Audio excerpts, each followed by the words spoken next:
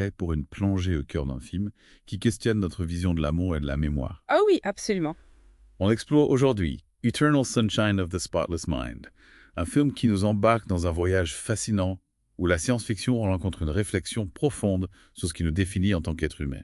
Exactement. Ce film est un vrai bijou, surtout pour ceux qui aiment la science-fiction et qui se posent des questions sur le sens de la vie. C'est ça qui le rend si captivant. Oui, tout à fait.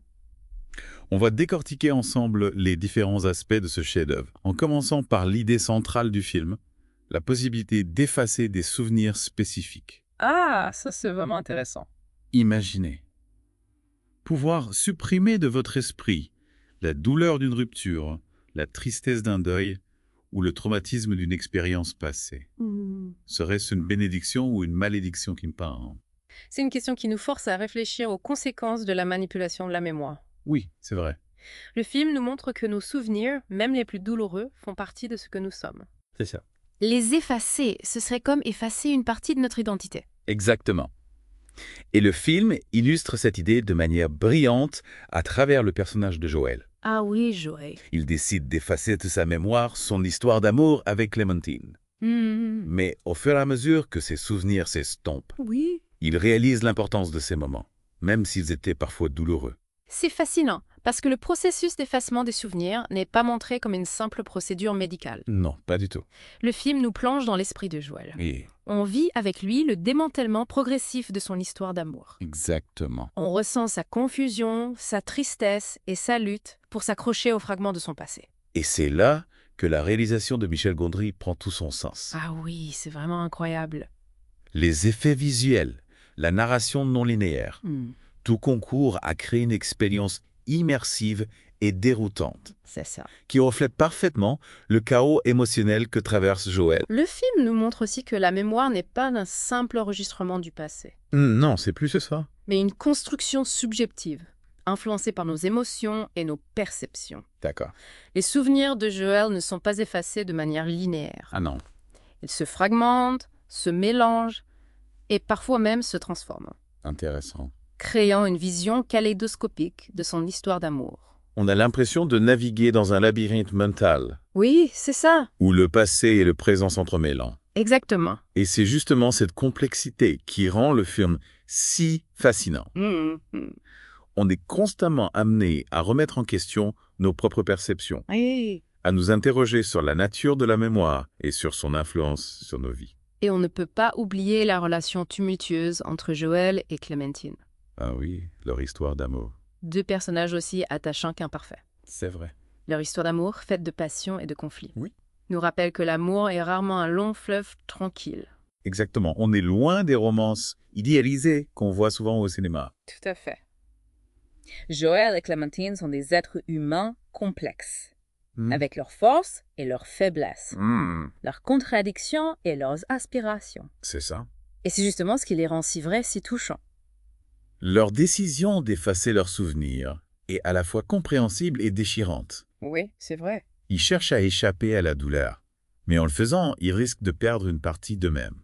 Le film nous met face à un dilemme moral. Ah oui, un vrai dilemme. A-t-on le droit de manipuler nos souvenirs, même pour soulager notre souffrance? Quel est le prix à payer pour oublier le passé?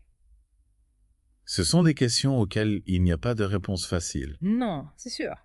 Le film ne nous donne pas de solution toute faite. C'est vrai. Il nous invite plutôt à réfléchir, à débattre, Oui. à nous interroger sur nos propres valeurs. Et sur ce que nous sommes prêts à sacrifier pour trouver le bonheur. Et c'est là que le film prend une dimension encore plus troublante. Ah oui. Car même après avoir effacé leurs souvenirs, Joël et Clémentine finissent par se rencontrer à nouveau. C'est vrai. Le destin, le hasard, ou une force mystérieuse semble les pousser l'un vers l'autre. C'est fascinant. Et cette rencontre inattendue, elle soulève une question importante. Sommes-nous prisonniers de notre passé, même lorsque nous essayons de l'oublier?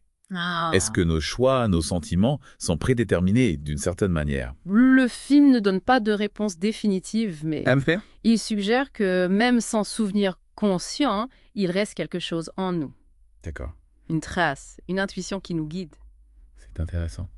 Joël et Clémentine sont attirés l'un par l'autre sans savoir pourquoi. Oui, c'est vrai.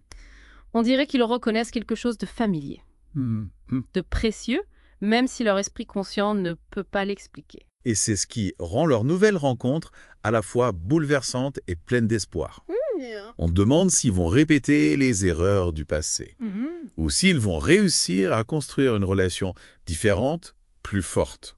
Oui. En étant conscient de la fragilité de la mémoire et de l'importance de chaque instant. Le film nous invite à réfléchir à la notion de libre arbitre. Ah oui, le libre arbitre. Avons-nous vraiment le contrôle de nos vies, de nos choix? Ou sommes-nous guidés par des forces qui nous dépassent? C'est une grande question. Le personnage de Mary, l'assistante du Dr Howard, nous montre les dangers de la manipulation de la mémoire. Oui, Mary. Lorsqu'elle efface ses souvenirs d'une relation amoureuse avec son patron. Exactement. Mary est un personnage tragique. Oui, c'est vrai. Qui nous met en garde contre les conséquences potentiellement destructrices de l'oubli. En effaçant ses souvenirs, elle ne fait que répéter les mêmes erreurs. C'est certain. Se retrouvant piégée dans un cycle de souffrance et de désillusion. Ce qui est intéressant, Oui. c'est que le film ne condamne pas pour autant la technologie de l'effacement des souvenirs. Non. Il la présente comme un outil, D'accord. qui peut être utilisé pour le bien ou pour le mal. Je vois. Tout dépend de la manière dont on l'utilise, des motivations qui nous animent. C'est vrai. Le film ne nous donne pas de leçons de morale. Non. Il nous présente des personnages complexes, Hmm. confrontés à des choix difficiles, Oui. et nous laisse tirer nos propres conclusions. Et c'est justement ce qui le rend si puissant, si pertinent. Il nous incite à réfléchir à notre propre rapport à la mémoire, à l'amour et à la liberté. Que ferions-nous si nous avions la possibilité d'effacer nos souvenirs douloureux? Ah, c'est la question. Serions-nous plus heureux, plus libres, Hmm. ou au contraire, plus perdus, plus vides?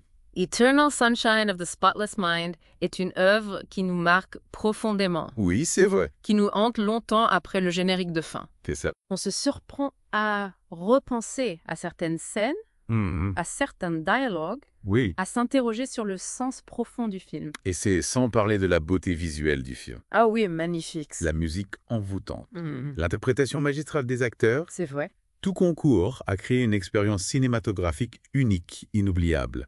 On a beaucoup parlé de la mémoire, de l'amour, mais il y a aussi cette question du libre arbitre. Oui, tout à fait. Même avec la possibilité d'effacer des souvenirs, les personnages font des choix qui les ramènent à leur point de départ. C'est vrai, comme si on n'était pas totalement maître de notre destin. Exactement.